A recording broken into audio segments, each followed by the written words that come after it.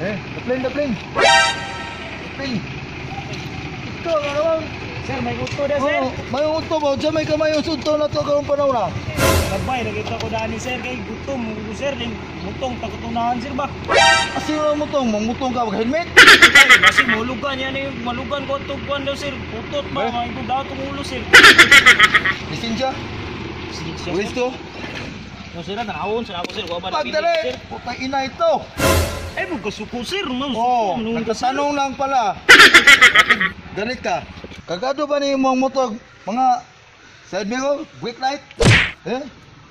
Gana, signal light? Gana, manitanan po sir. Kasi gana wanagat andar, gana na. Bagto man eh. Gana, manitanan. Nakawon sir ako Dagsan pa lisensya na ito, ko. kuskus balongos. Kasi, Ah. mamutong ra pudun tata sir. Basi Kasi na mo sir. ka. Hala sir. Patay, lisensya na kasi nabilin. Kung lisensya o registro balay sir. Diba nabalo ka nga mag-drive og motor, complete registro hasta lisensya. Nganong gibili sa balay nimo? Sige may patanaw na to, imong asawa? Wala, matapo ko kadahon po sir nga. Naari dakop diri sir kay nara man mong kalubian. Naibalo na ba ka karong panahon na nga uso karong dakop kay gumikan ning sitwasyon nato karong panahon nga ang kalat ning sakit karong nga virus nga mag isi-isi lang kagawa sa inyong balay dili kumpleto. Patay, dakop, uli o lawson. Isiglesia na ako ni.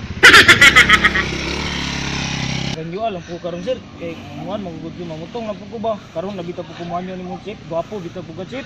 Asi ko po bugal-bugal ay mo ba? Patay ka. Hoy mong kuan tabon sa mong kuan ulo. Kumpleto ba ka? Pat? Kumpleto ka ba? I can't understand Bisaya, sir. Your complete requirements? For what, sir? Registro, lisensya. License of? Lisensya. Kumpleto ba na imong lisensya? Registro na imong to?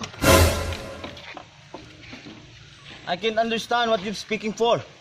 Did you understand? License. Why you driving? License. What do you want?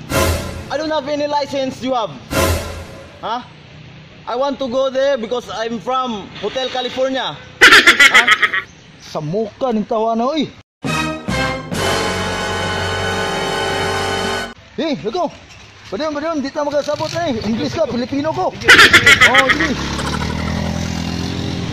Oy, masuk ka.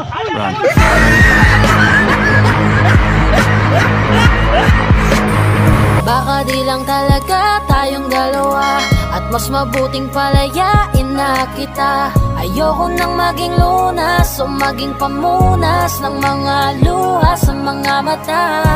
Pasensya ka na kung napagod na sa'yo.